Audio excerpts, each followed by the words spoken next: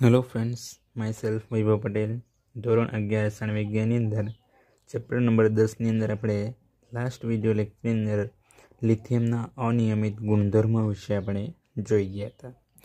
હવે આજના વિડીયો લેક્ચરની અંદર આપણે સોડિયમના કેટલાક અગત્યના સંયોજનો વિશે આપણે જોવાના છે. તો સોડિયમના ઔદ્યોગિક રીતે આપણને ઘણા બધા સંયોજનો બનાવતો જોવા મળશે, જેની અંદર આપણે જોઈએ તો એક તો છે સોડિયમ કાર્બોનેટ,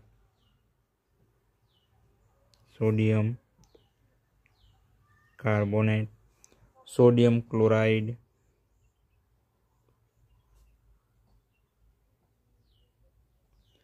ત્યારબાદ સોડિયમ હાઇડ્રોક્સાઇડ,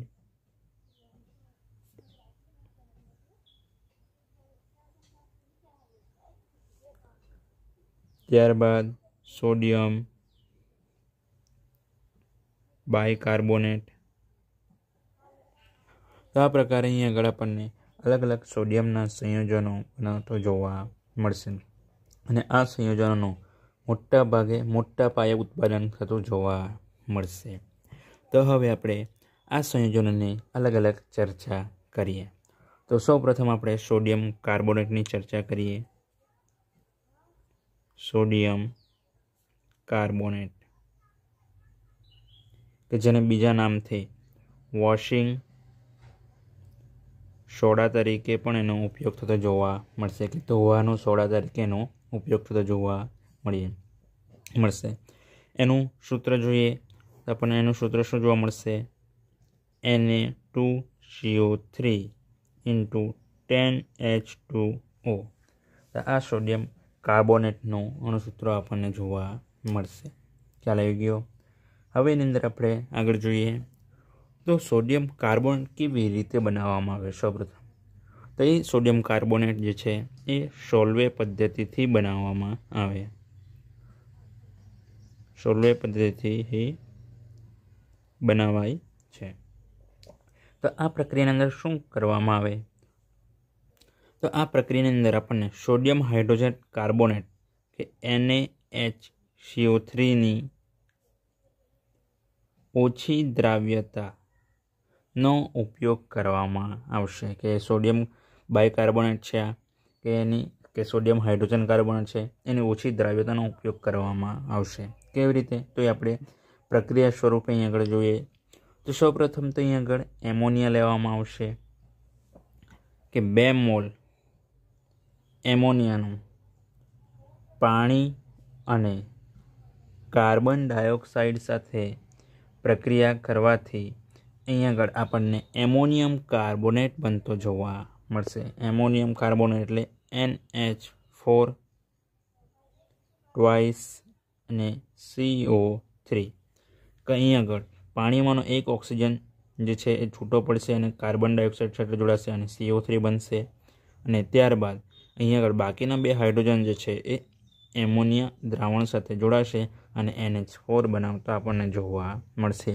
અને એ ભેગા મળીને આપણને એમોનિયમ કાર્બોનેટ બનતું આપણને જોવા મળશે. તો અહીં આગળ કહી શકાય કે અહીં આગળ એમોનિયા વડે અહીં આગળ સંતૃપ્ત કરવામાં આવેલા આપણને સોડિયમ ક્લોરાઇડના સાંદ્ર દ્રાવણમાંથી આપણને CO2 વાયુ સાથે પસાર કરવાથી આપણને એમોનિયમ કાર્બોનેટ બનતું આપણને જોવા મળશે. અને ત્યારબાદ એમોનિયમ કાર્બોનેટને NH4 ટ્વાઇસ CO3 ને H2O અને CO2માંથી પસાર કરશું તો એમાંથી આપણને શું બનતો જોવા મળશે? એમોનિયમ હાઇડ્રોજન કાર્બોનેટ બનતો જોવા મળશે. તો અહીં આગળ NH4, અહીં આગળ NH4 કેટલા છે? 2 છે, તો અહીં આગળ 2 હશે. અને હાઇડ્રોજન કાર્બોનેટ તો અહીં આગળથી એક ઓક્સિજન જે છે એ ઓક્સિજન જોડાઈને અહીં આગળ આવશે અને CO3 બનાવશે. તો અહીં આગળ આપણને CO3 અને બાકીના 2 હાઇડ્રોજન જે છે અહીં આગળ એક હાઇડ્રોજન આપણે લખીશું અને CO3 લખીશું. તો આ પ્રમાણે અહીં આગળ એમોનિયમ હાઇડ્રોજન કાર્બોનેટ બનતું આપણને જોવા મળશે. કાર્બોનેટ અહીં આગળ 2 છે, અહીં આગળ 2 વડે ગુણીશું જેથી 2 કાર્બોનેટ બનતા જોવા મળશે. હાઇડ્રોજન 2 બચેલા છે, અહીં આગળ એક હાઇડ્રોજન લખશું એટલે પ્રક્રિયા બેલેન્સ થતી આપણને જોવા મળશે. તો આ પ્રમાણે અહીં આગળ આપણને એમોનિયમ હાઇડ્રોજન કાર્બોનેટ બનતો જોવા મળશે. હવે આપણે આ એમોનિયમ હાઇડ્રોજન કાર્બોનેટ છે એની સોડિયમ ક્લોરાઇડ સાથે પ્રક્રિયા કરવાથી એનું અવક્ષેપણ થતું જોવા મળશે કે NH4HCO3 એમોનિયમ હાઇડ્રોજન કાર્બોનેટની સોડિયમ ક્લોરાઇડ સાથે પ્રક્રિયા કરવાથી એનું અવક્ષેપણ થતું જોવા મળશે અને અહીં આગળથી NH4 છૂટો પડશે અને અહીં આગળથી ક્લોરિન છૂટો પડશે અને ક્લોરિન જે છે એ એમોનિયમ સાથે જોડાશે અને આ હાઇડ્રોજન જે છે એ HCO3 સાથે સોડિયમ જોડાશે અને સોડિયમ હાઇડ્રોજન કાર્બોનેટ બનતો જોવા મળશે. અહીં આગળ NH4Cl મળશે કે NH4 સાથે આ Cl જોડાશે અને આ સોડિયમ જે છે એ અહીંયા હાઇડ્રોજન અને કાર્બોનેટ સાથે જોડાશે અને આપણને શું બનાવતો જોવા મળશે? NaHCO3. તો આ પ્રમાણે અહીં આગળ આપણને સોડિયમ હાઇડ્રોજન કાર્બોનેટ બનતો જોવા મળશે. હવે આપણે આ બે નિપજો આપણને છૂટી પડતી જોવા મળી. તો અહીં આગળ સોડિયમ હાઇડ્રોજન કાર્બોનેટને આપણે આ બંનેમાંથી એના સ્ફટિકને આપણે અલગ કરવામાં આવશે અને અલગ કરીને એને શું કરવામાં આવશે? ગરમ કરવામાં આવશે અને ગરમ કરતાં તેની અંદરથી આપણને સોડિયમ કાર્બોનેટ બનતો જોવા મળશે. તો કેવી રીતે બનશે એ આપણે જોઈએ. તો અહીં આગળ સોડિયમ કાર્બોનેટને આપણે સ્ફટિકને અલગ કરી લઈશું આ બંને દ્રાવણમાંથી, જેથી આપણને NaHCO3ને આપણે શું કરીશું? ગરમ કરીશું. તો ગરમ કરતાં આપણને શું બનતું જોવા મળશે એની અંદરથી? તો એના આપણે 2 મોલ લઈશું NaHCO3ના, તો એની અંદરથી Na2CO3 બનતો જોવા મળશે. તમને ખ્યાલ આવી ગયો 2 મોલ કેમ લીધા? ત્યાં આગળથી આપણને સોડિયમ બનાવવાનું શું છે? સોડિયમ કાર્બોનેટ છે. તો સોડિયમ કાર્બોનેટ Na2CO3 બનતો જોવા મળશે. જેથી અહીં આગળ સોડિયમ 2 છે તો 2 વડે આખા પદને આપણે ગુણાકાર કરીશું. તો અહીંયા Na2CO3 બનશે. બાકી બીજું શું રહેશે? આપણે 2 Na વપરાઈ ગયા, CO3 પણ 2 વપરાઈ ગયા. તો ત્યારે બાકી શું રહ્યું? હાઇડ્રોજન બાકી રહ્યું. અહીં આગળ કાર્બોનેટ એક જ વપરાયો છે તો એક કાર્બોનેટ બાકી રહેશે હજુ. તો એમાંથી CO3માંથી એક ઓક્સિજન છૂટો પડશે અને 2 હાઇડ્રોજન સાથે જોડાઈને આપણને શું બનાવતો જોવા મળશે?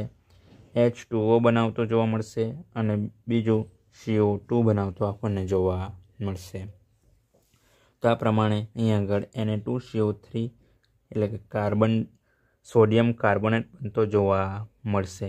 અને ત્યારબાદ આ પ્રક્રિયામાં બાકી રહેલ NH4Cl જે છે એ NH4Clના દ્રાવણની અંદર આપણે કેલ્શિયમ હાઇડ્રોક્સાઇડ ઉમેરશું તો આપણને એમોનિયા અહીં આગળથી ફરી પાછો એમોનિયા પ્રાપ્ત થતો જોવા મળશે અને જે કેલ્શિયમ ક્લોરાઇડની ઉપનિપજ તરીકે પણ આપણને જોવા મળશે. કેવી રીતે? તો એ પણ અહીં આગળ જોઈએ આપણે. અહીં આગળ NH4Cl જે NH4Cl વધેલો છે એની આપણે કેલ્શિયમ હાઇડ્રોક્સાઇડ સાથે પ્રક્રિયા કરીશું તો આપણને શું બનતું જોવા મળશે? એની અંદરથી આપણને એમોનિયમ છે તો અહીં આગળથી એમોનિયા બનતો આપણને જોવા મળશે. તો એમોનિયા NH3 બનાવતો જોવા મળશે. એ જ પ્રમાણે આ જે Cl જે છે એ Cl કેલ્શિયમ સાથે જોડાઈને આપણને શું બનાવતો જોવા મળશે? CaCl2 કેલ્શિયમ ક્લોરાઇડ બનાવતો જોવા મળશે અને બાકી રહેલા હાઇડ્રોક્સાઇડ જે છે એમાંથી આપણને H2O બનતું જોવા મળશે. અહીં આગળ H2O કેટલા? તો અહીં આગળ પ્રક્રિયા બેલેન્સ કરીશું. એમોનિયા અહીં આગળ NH3 છે, અહીં આગળ NH4 છે તો એક હાઇડ્રોજન વધારે છે જે અહીં આગળ જોડાશે અને કેલ્શિયમ 1 છે, ક્લોરિન અહીં આગળ કેટલા છે? 1 છે, અહીં આગળ 2 છે તો એને આપણે 2 વડે ગુણીશું તો અહીં આગળ પ્રક્રિયા બેલેન્સ થતી જોવા મળશે. અહીં આગળ પણ હાઇડ્રોજન વધી જશે જેથી અહીં આગળ આપણે 2 વડે ગુણીશું. તો આ પ્રકારે અહીં આગળ એમોનિયમ ક્લોરાઇડના દ્રાવણમાં આપણે કેલ્શિયમ હાઇડ્રોક્સાઇડ ઉમેરશું તો આપણને અહીં આગળ 2 મોલ એમોનિયા પ્રાપ્ત થતો જોવા મળશે અને કેલ્શિયમ ક્લોરાઇડ પણ આપણને પ્રાપ્ત થતી જોવા મળશે. ખ્યાલ આવી ગયો વિદ્યાર્થી મિત્રો? અહીં આગળ આપણે પોટેશિયમ કાર્બોનેટ અહીં આગળ આપણે ઉત્પાદન કરી શકતા નથી, કારણ સોલ્વે પદ્ધતિ દ્વારા આપણે પોટેશિયમ કાર્બોનેટનું ઉત્પાદન કરી શકતા નથી. શા માટે? તો કે આ જે એમોનિયમ હાઇડ્રોજન કાર્બોનેટ છે એને સોડિયમ ક્લોરાઇડની જગ્યાએ પોટેશિયમ ક્લોરાઇડ કે KCl સાથે આપણે જો પ્રક્રિયા કરીશું તો આ જે પોટેશિયમ ક્લોરાઇડ જે છે એ એટલો બધો દ્રાવ્ય છે કે બંને વચ્ચે પ્રક્રિયા કરીને આપણને અવક્ષેપ આપતો નથી, કે એનું અવક્ષેપન થતું નથી. એના કારણે અહીંયા આગળ આપણને પોટેશિયમ કાર્બોનેટ જે છે એ બનતો જોવા મળતો નથી. ખ્યાલ આવી ગયો વિદ્યાર્થી મિત્રો? તો આ પ્રમાણે અહીં આગળ આપણે સોડિયમ કાર્બોનેટ બનાવી શકીએ. ખ્યાલ આવી ગયો વિદ્યાર્થી મિત્રો? હવે આપણે સોડિયમ કાર્બોનેટના ગુણધર્મો વિશે આપણે જોઈએ. તો અહીં આગળ સૌથી પહેલો ગુણધર્મ શું છે? તો સ્ફટિક. સોડિયમ કાર્બોનેટ એ સફેદ સ્ફટિકમય ઘન પદાર્થ છે. સફેદ સ્ફટિકમય ઘન પદાર્થ છે. ત્યારબાદ બીજો ગુણધર્મ છે કે ડેકાહાઇડ્રેટ તરીકે અસ્તિત્વ ધરાવે છે. શાના તરીકે? ડેકાહાઇડ્રેટ એટલે કે Na2CO3 × 10H2O તરીકે અસ્તિત્વ ધરાવે. ડેકાહાઇડ્રેટ તરીકે એટલે કે ડેકા એટલે 10 થશે અને હાઇડ્રેટ એટલે H2O. તો સોડિયમ કાર્બોનેટ એટલે 10 H2O ધરાવતો આપણને જોવા મળશે, જેથી એને આપણે ડેકાહાઇડ્રેટ તરીકે ઓળખીશું. ખ્યાલ આવી ગયો વિદ્યાર્થી મિત્રો? એ જ પ્રમાણે બીજો ગુણધર્મ છે કે ધોવાના સોડા તરીકે ઓળખવામાં આવે. ધોવાના સોડા તરીકે ઓળખાય. એ જ પ્રમાણે પાણીમાં સરળતાથી દ્રાવ્ય થાય ને આ સંયોજનને ગરમ કરતાં આપણને ડેકાહાઇડ્રેટમાંથી સ્ફટિક જળ ગુમાવતો આપણને જોવા મળશે. ત્યાં આગળ એની પ્રક્રિયા જ આપણે જોઈએ કે સોડિયમ કાર્બોનેટ છે Na2CO3 × 10H2O છે. તો એને આપણે 375 કેલ્વિન તાપમાને ગરમ કરીશું.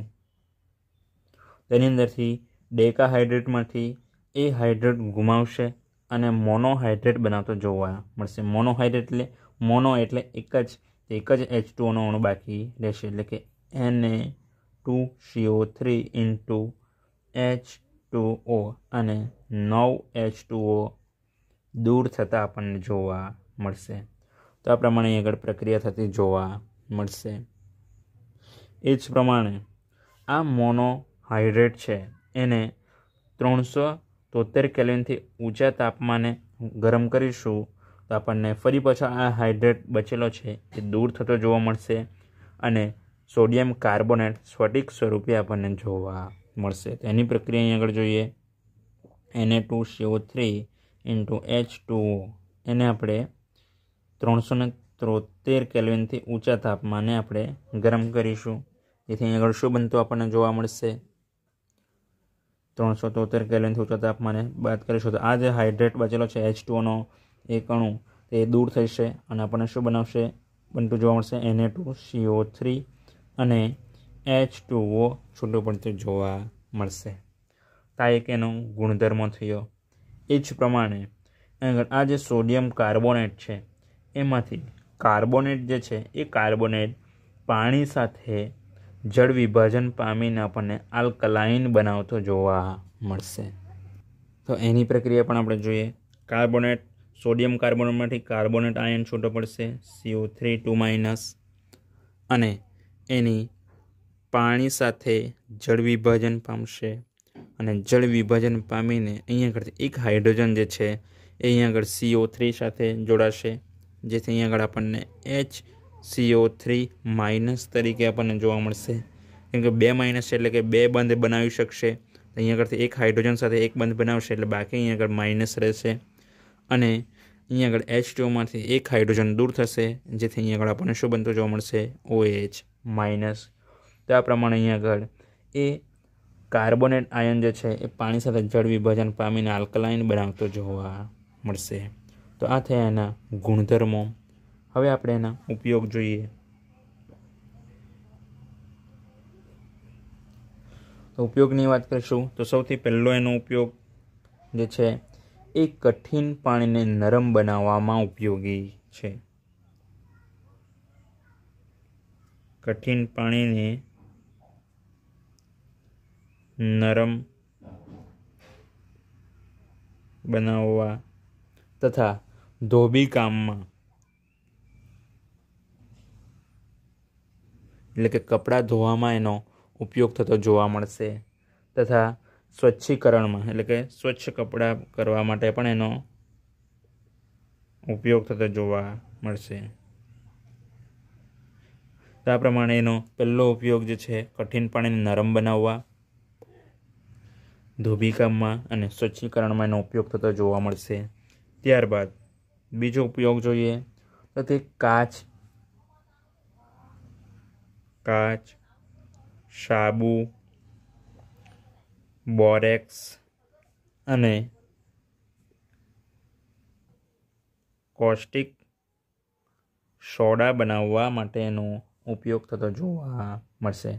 કે કાચ બનાવવા માટે પણ સોડિયમ કાર્બોનેટ વપરાય, સાબુ બનાવવા માટે બોરેક્સ એક પ્રકારનો પાવડર છે એ બનાવવા માટે પણ એનો ઉપયોગ થાય, કોસ્ટિક સોડા બનાવવા માટે પણ એનો કોસ્ટિક સોડા એટલે કે NaOH બનાવવા માટે પણ એનો ઉપયોગ થતો જોવા મળશે। ત્યારબાદ ત્રીજો ઉપયોગ જોઈએ તે કાગળ બનાવવા માટે, ત્યારબાદ રંગ અને કાપડ બનાવવા માટે પણ અથવા તો કાપડ ઉદ્યોગમાં એનો ઉપયોગ થતો જોવા મળશે। અને ચોથો ઉપયોગ છે પ્રયોગશાળામાં પ્રક્રિયક તરીકે આપણને ઉપયોગ થતો જોવા મળશે। કે પ્રયોગશાળામાં પ્રક્રિયક તરીકે જથ્થાત્મક અને ગુણાત્મક પૃથ્થકરણમાં એનો ઉપયોગ થતો જોવા મળશે। વિદ્યાર્થી મિત્રો, તમે કોઈ બી સંયોજન લો તેનો ઉપયોગ જે છે એ આપણે એનો એક ઉપયોગ તમને કોમન જોવા મળશે કે પ્રયોગશાળામાં એ પ્રક્રિયક તરીકે તેનો ઉપયોગ થતો જોવા મળશે। ખ્યાલ આવી ગયો વિદ્યાર્થી મિત્રો? તો આ પ્રમાણે અહીં આગળ આપણે સોડિયમ કાર્બોનેટની બનાવટ, એનો ગુણધર્મો અને એના ઉપયોગ વિશે જોઈ શકીએ। હવે આપણે સોડિયમનો બીજો સંયોજન જોઈએ જેનું નામ છે સોડિયમ ક્લોરાઇડ।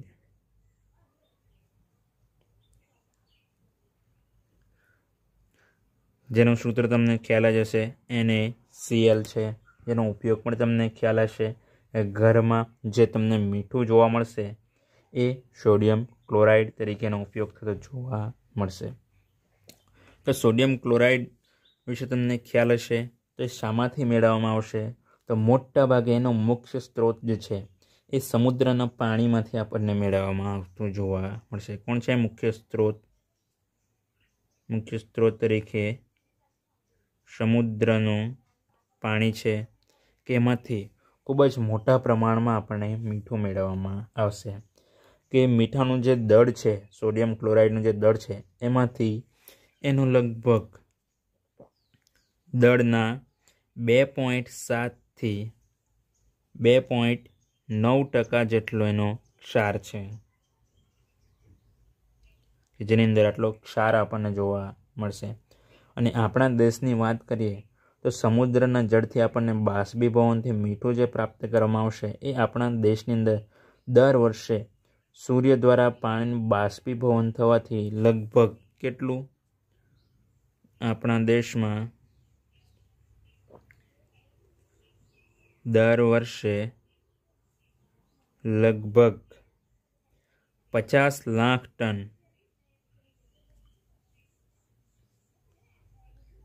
મીઠાનું ઉત્પાદન કરવામાં આવશે। કે દર વર્ષે આપણે 50 લાખ ટન જેટલું આપણે મીઠાનું ઉત્પાદન કરવામાં આવશે। તો મીઠાનું ઉત્પાદન જે છે એમને એમ થઈ જાય? ના, એમને એમ થતું નથી કે એની અંદર પણ કેટલીક આપણને અશુદ્ધિઓ આપણને જોવા મળશે, તો એ અશુદ્ધિઓને પણ દૂર કરવામાં આવશે. ત્યારબાદ આપણે એનું મીઠું મેળવી શુદ્ધ સોડિયમ ક્લોરાઇડ આપણે મેળવી શકીએ. તો આ અશુદ્ધ સોડિયમ ક્લોરાઇડ છે, એમાંથી શુદ્ધ સોડિયમ ક્લોરાઇડ મેળવવા માટે આપણે શું કરવું પડશે? તો એનું ક્ષારીય દ્રાવણમાંથી સ્ફટિકીકરણ દ્વારા મેળવવામાં આવશે. એટલે કે એની અંદરથી એ ક્ષારમાંથી એના સ્ફટિકને દૂર કરવામાં આવશે. તો એના માટે આપણે અશુદ્ધ સોડિયમ ક્લોરાઇડમાં આપણે અલગ અલગ આપણને અશુદ્ધિઓ જોવા મળશે. જેમ કે અહીં આગળ અશુદ્ધ સોડિયમ ક્લોરાઇડમાં કઈ કઈ અશુદ્ધિઓ જોવા મળશે?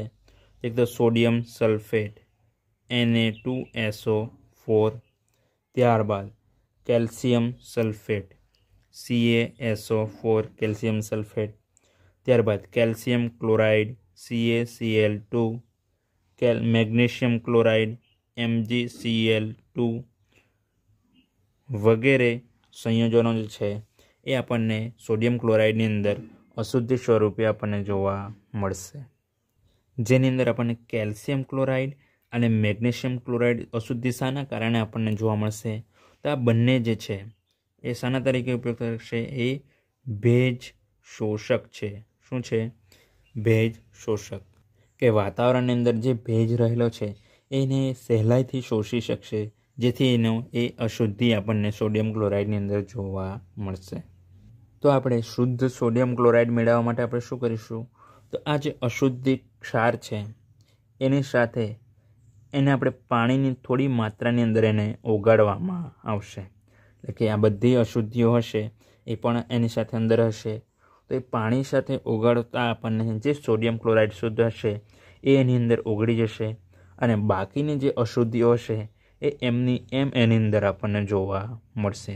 અને ત્યારબાદ આ જે અદ્રાવ્ય અશુદ્ધિઓ હશે એ અદ્રાવ્ય અશુદ્ધિને આપણે ગાળણ ક્રિયાથી દૂર કરવામાં આવશે. તો અહીં આગળ આપણે લખીશું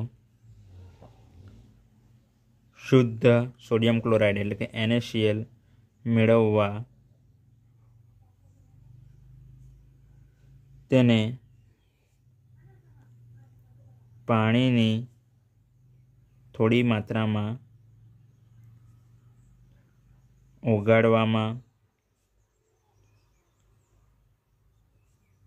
આવશે અને તેને અદ્રાવ્ય અશુદ્ધિઓને ગાળણ ક્રિયાથી દૂર કરવામાં આવશે. તો આ પ્રમાણે અહીં આગળ આપણને અશુદ્ધિની અંદરથી આપણે દૂર કરી શકીએ. ત્યારબાદ આપણે ડાયરેક્ટલી શુદ્ધ સોડિયમ ક્લોરાઇડ મળતું નથી. બાકી રહેલું જે દ્રાવણ છે એ દ્રાવણને આપણે હાઇડ્રોજન ક્લોરાઇડ વાયુ વડે સંતૃપ્ત કરવામાં આવશે. શાના વડે? હાઇડ્રોજન ક્લોરાઇડ એટલે કે HCl વાયુ વડે સંતૃપ્ત કરવામાં આવે, અને સંતૃપ્ત કર્યા બાદ જે શુદ્ધ સોડિયમ ક્લોરાઇડના સ્ફટિકને આપણે અલગ કરવામાં આવશે અને શુદ્ધ NaClના સ્ફટિકને અલગ તારવી શકાય. તો આ પ્રમાણે અહીં આગળ આપણે એને શુદ્ધ સોડિયમ ક્લોરાઇડ આપણે મેળવી શકીએ. અહીં આગળ કેલ્શિયમ ક્લોરાઇડ અને મેગ્નેશિયમ ક્લોરાઇડ જે છે એ પાણીની અંદર આપણે દ્રાવ્ય કરીશું તો ત્યારે આપણને એ પાણીની અંદર એની દ્રાવ્યતા વધારે હોવાને કારણે એ દ્રાવણની અંદર જ આપણને રહેતા જોવા મળશે, જ્યારે એના સિવાયની બીજી અશુદ્ધિઓ જે છે એ આપણને દૂર થતી આપણને જોવા મળશે. ખ્યાલ આવી ગયો વિદ્યાર્થી મિત્રો? તો આ થઈ સોડિયમ ક્લોરાઇડની બનાવટ.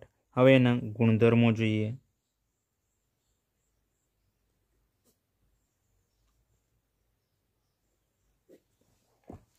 તો સોડિયમ ક્લોરાઇડના ગુણધર્મોની અંદર સોડિયમ ક્લોરાઇડ જે છે એ આપણને કે NaCl 1081 કેલ્વિન તાપમાને આપણને પીગળતું જોવા મળશે, કે તાપમાને પીગળે છે. અને એની પાણીની અંદર દ્રાવ્યતા જોઈશું, તેની દ્રાવ્યતા 273 કેલ્વિન તાપમાને, એટલે કે રૂમ ટેમ્પરેચર આપણે 100 ગ્રામ પાણીની અંદર 36 ગ્રામ છે. એટલે કે આપણે NaCl જે છે એ NaClને રૂમ ટેમ્પરેચરે 100 ગ્રામ પાણી લઈશું અને એની અંદર 36 ગ્રામ NaCl નાખીશું, તે આપણને દ્રાવ્ય થતો જોવા મળશે. અને જો એની અંદર તાપમાન આપણે વધારીશું તો એની દ્રાવ્યતાની અંદર વધારો થતો જોવા મળશે. જેથી અહીં આગળ લખી શકાય કે તાપમાન વધતા તેની દ્રાવ્યતા વધે છે. તો આ પ્રમાણે અહીંયા 3 એના ગુણધર્મો આપણે દર્શાવી શકીએ. ત્યારબાદ એના ઉપયોગો જોઈએ. તો સોડિયમ ક્લોરાઇડના ઉપયોગની વાત કરીશું તો સૌથી પહેલો તો ઉપયોગ ઘરેલું વપરાશમાં મીઠા તરીકે આપણે એનો ઉપયોગ કરતો જોવા મળશે. ત્યારબાદ બીજો ઉપયોગ Na2O2 એટલે કે સોડિયમ પેરોક્સાઇડ બનાવવા માટે, સોડિયમ હાઇડ્રોક્સાઇડ બનાવવા માટે પણ એનો ઉપયોગ થતો જોવા મળશે, તથા સોડિયમ કાર્બોનેટ બનાવવા માટે પણ આપણે NaClનો ઉપયોગ થતો જોવા મળશે. તો આ એના ઉપયોગ થયા. હવે આપણે સોડિયમનો ત્રીજું સંયોજન જોઈએ, જે સોડિયમ હાઇડ્રોક્સાઇડ છે. વિદ્યાર્થી મિત્રો, સોડિયમ હાઇડ્રોક્સાઇડ છે કે જેનું બીજું નામ કોસ્ટિક સોડા તરીકે એનો ઉપયોગ થતો જોવા મળશે, જેનું અણુસૂત્ર છે NaOH. તો એનું ઉત્પાદન ઔદ્યોગિક રીતે કેવી રીતે કરવામાં આવશે? તો એનું ઔદ્યોગિક રીતે ઉત્પાદન જે છે એ ઉત્પાદન વિદ્યુત વિભાજનની પ્રક્રિયા દ્વારા કરવામાં આવશે. કે એ જે પાત્રની અંદર કરવામાં આવશે, કે જે કોષની અંદર કરવામાં આવશે, એ કોષને શું કહેવામાં આવશે? તો કે કોષનું નામ છે કાસ્ટનર કેલ્નર. કે વિદ્યુત વિભાજનની પ્રક્રિયા જે કરવામાં આવશે એ કાસ્ટનર કેલ્નર કોષની અંદર કરવામાં આવશે. અને એ કોષની અંદર શાનું દ્રાવણ વપરાતું જોવા મળશે? તો સોડિયમ ક્લોરાઇડ NaClનું દ્રાવણ વપરાતું જોવા મળશે. કે અહીં આગળ આપણે NaClના ઉપયોગની અંદર જોઈ ગયા કે એનો ઉપયોગની અંદર આપણે શું કીધું કે એનો ઉપયોગ ક્યાં થતો જોવા મળશે? તો NaOH બનાવવા માટે. તો NaOH બનાવવા માટે NaClનું દ્રાવણ જે છે એ કાસ્ટનર કેલ્નર કોષની અંદર એનો ઉપયોગ કરવામાં આવશે, જેની અંદર આપણને કેથોડ તરીકે શાનો ઉપયોગ થતો જોવા મળશે? કેથોડ તરીકે આપણને મર્ક્યુરી એટલે કે પારો Hgનો ઉપયોગ થતો જોવા મળશે. અને એનોડ તરીકે કાર્બનનો ઉપયોગ થતો જોવા મળશે. ઘણાને એ પ્રશ્ન થતો હોય કે કેથોડ અને એનોડ ઉપર કયા વીજભાર હોય અને એમાં એને કયા દ્રાવણની અંદર મૂકવામાં આવશે? તો તમને ખ્યાલ હશે કે કેટાયન એટલે કે ઋણ વીજભાર, અને કેટાયન એટલે ધન વીજભાર અને એનાયન એટલે ઋણ વીજભાર છે. એની અંદર ઋણ વીજભાર જે છે એટલે કે એનાયન છે, તો એ એનાયનનું આપણને શું થતું જોવા મળશે? રિડક્શન થતું જોવા મળશે. અને કેટાયનનું આપણને ઓક્સિડેશન થતું જોવા મળશે, જેની અંદર પ્રક્રિયા થશે તો ઋણ વીજભારી થશે. તો એ ઋણ વીજભારિત થઈને કેથોડ તરફ આપણને કેટાયન જતા જોવા મળશે. એટલે કે કેથોડ પર કેટાયન એટલે ધન વીજભાર હશે, તો ધન વીજભાર હશે તો કેથોડ પર કયો વીજભાર હશે? તો ઋણ વીજભાર હશે. કેમ? તો કે આપણને ખ્યાલ છે કે બંને વિરુદ્ધ વીજભાર હોય તો એમની વચ્ચે આપણને આકર્ષણ થતું જોવા મળશે. અને એનોડની વાત કરીશું તો એનોડ પર શું હશે? ઋણ આયન જમા થશે. એટલે કે એનોડ પોતે કેવો હશે? ધન આયન હશે, અને એના ઉપર એ ઋણ આયન જમા કરશે. એટલે કે બંને વચ્ચે આકર્ષણ થતું જોવા મળશે, જેના કારણે એનોડ એ ઋણ વીજભાર તરીકે વર્તે અને કેથોડ એ ધન વીજભાર તરીકે વર્તતો આપણને જોવા મળશે. તો આગળ એની પ્રક્રિયા જોઈએ. તો तो कैथोड पर कई प्रक्रिया थती जोवा मळशे अने एनोड पर कई प्रक्रिया थती जोवा मळशे। तो सौथी पहला आपणे एनोडनी प्रक्रिया जोईशुं। तो एनोड पर शुं छे, कार्बन है। तो एक कार्बन पर NaCl द्रावण हशे। NaCl द्रावणनी अंदर आपणे आ बंने कैथोड अने एनोड मूकीशुं।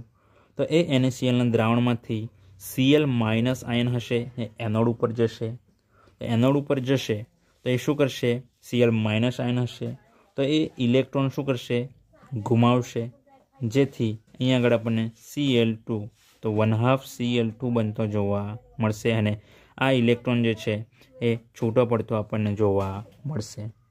અહીં આગળ આપણે ક્લોરીનને ખાલી ફક્ત એકલો ક્લોરીન લખી શકતા નથી, એટલા માટે અહીં આગળ આપણે Cl2 લખ્યું અને એને 1/2 કર્યું, જેથી આપણને એક Cl મળશે। ખ્યાલ આવી ગયો વિદ્યાર્થી મિત્રો? તો આ પ્રક્રિયા એનોડ ઉપર થતી જોવા મળશે। હવે આ જે ઇલેક્ટ્રોન મુક્ત કરશે એ ઇલેક્ટ્રોન કોણ મેળવશે? સોડિયમ મેળવશે।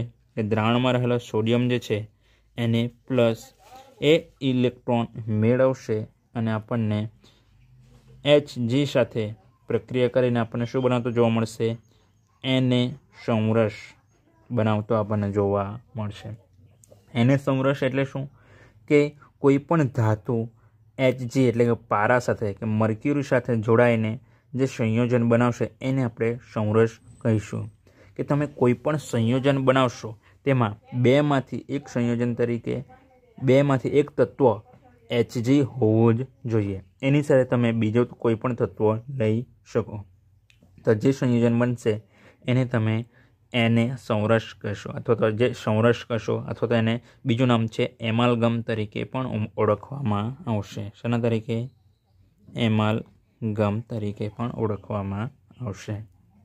અને આ જે એને સમરસ છે એની આપણે પાણી સાથે પ્રક્રિયા કરવાથી આપણને સોડિયમ હાઇડ્રોક્સાઇડ અને હાઇડ્રોજન વાયુ ઉત્પન્ન થતો આપણને જોવા મળશે। તો અહીં આગળ એની પ્રક્રિયા જોઈશું। તો એને સમરસની H2O સાથે પ્રક્રિયા કરીશું તો આપણને શું બનાવતો જોવા મળશે? NaOH બનતો જોવા મળશે। અને બીજું શું બનતો જોવા મળશે? હાઇડ્રોજન વાયુ અને Hg છૂટો પડતો જોવા મળશે। પ્રક્રિયા બેલેન્સ કરીશું। અહીં આગળ Na છે તો અહીંયા આગળથી Na સમરસ એટલે Hg હશે જોડાઈને, અહીં આગળથી છૂટું પડશે અને Na બનશે, અને અહીં આગળથી H2 માટે એક OH છૂટો પડે ને અહીં આગળ OH જોડાશે એટલે NaOH બનતું જોવા મળશે। ત્યારબાદ અહીં આગળ સમરસ છૂટો પડશે એટલે Hg રહેશે તો અહીં આગળ Hg આપણને જોવા મળશે। અને અહીં આગળ હાઇડ્રોજન બાકી કેટલા રહેશે? એક જ હાઇડ્રોજન છે, અને અહીં આગળ કેટલા હાઇડ્રોજન છે? 2 હાઇડ્રોજન છે, તો અહીં આગળ આપણે એને 2 વડે ગુણાકાર કરીશું તો શું થશે? 2 દુ 4 હાઇડ્રોજન થયા, તો અહીં આગળ આપણે એને 2 વડે ગુણીશું। હવે બાકી રહેલો એક હાઇડ્રોજન વાયુ જે છે અહીં આગળ આપણે નહીં ગુણીશું, પરંતુ ક્યાં ગુણીશું? અહીં આગળ ગુણીશું, જેથી અહીં આગળ ટોટલ 4 હાઇડ્રોજન થશે। તો અહીં આગળ 2 વડે ગુણીશું તો ઓક્સિજન પણ કેટલા થશે?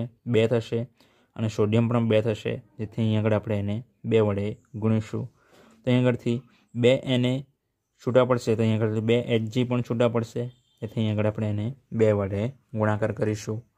તો આ પ્રમાણે અહીં આગળ પ્રક્રિયા બેલેન્સ થતી જોવા મળશે, અને આ પ્રમાણે અહીં આગળ આપણે સોડિયમ હાઇડ્રોક્સાઇડ બનાવી શકીએ। ખ્યાલ આવી ગયો વિદ્યાર્થી મિત્રો? હવે આપણે એના ગુણધર્મો વિશે જોઈએ। ગુણધર્મોની અંદર જોશું તો પહેલો ગુણધર્મ છે કે NaOH જે છે સફેદ પારભાષક ઘન પદાર્થ છે, એટલે કે આરપાર જઈ શકાય, ખૂબ જ ઓછી રીતે આરપાર જોઈ શકાય એવો ઘન પદાર્થ આપણને જોવા મળશે। બીજો ગુણધર્મ છે 591 કેલ્વિન તાપમાને સોડિયમ હાઇડ્રોક્સાઇડ પીગળતું જોવા મળશે। ત્રીજો ગુણધર્મ છે પાણી સાથે પ્રક્રિયા કરીને આપણને પ્રબળ આલ્કલાઇન દ્રાવણ બનાવતો આપણને જોવા મળશે। ચોથો ગુણધર્મ છે કે NaOHના સ્ફટિકો ભેજ શોષક છે, કે હવાની અંદર જો આપણે એને ખુલ્લો રાખીશું તો એ હવામાંથી ભેજનું શોષણ કરશે અને ધીમે ધીમે એ પીગળતો આપણને જોવા મળશે, જેથી NaOHના સ્ફટિકો જે છે એ ભેજ શોષક છે। પાંચમો ગુણધર્મ છે કે દ્રાવણની સપાટી પર રહેલો સોડિયમ હાઇડ્રોક્સાઇડ જે છે એ વાતાવરણની અંદર જે કાર્બન ડાયોક્સાઇડ જે છે એ કાર્બન ડાયોક્સાઇડ સાથે પ્રક્રિયા કરશે અને આપણને સોડિયમ કાર્બોનેટ અને H2O બનાવતો આપણને જોવા મળશે. તો અહીં આગળ સોડિયમ જે છે અહીં આગળ 2 સોડિયમ જે છે એ સોડિયમ અને અહીં આગળથી એક ઓક્સિજન જે છે CO2 ને આપશે અને CO3 બનાવશે અને Na2CO3 બનતો આપણને જોવા મળશે. અને બાકી રહેલા 2 હાઇડ્રોજન અને એક ઓક્સિજન જોડાઈને અહીં આગળ પાણી બનતું આપણને જોવા મળશે. તો આ 5 એના ગુણધર્મો જોવા મળશે. હવે એના ઉપયોગો જોઈશું. તેનો પહેલો ઉપયોગ છે સાબુ, કાગળ, કૃત્રિમ રેશમ અને અસંખ્ય રસાયણો બનાવવા માટે એનો ઉપયોગ થતો જોવા મળશે. બીજો ઉપયોગ છે પેટ્રોલિયમના શુદ્ધિકરણની અંદર. ખનિજમાંથી જે પેટ્રોલિયમ મળશે એના શુદ્ધિકરણની અંદર એનો ઉપયોગ થતો જોવા મળશે.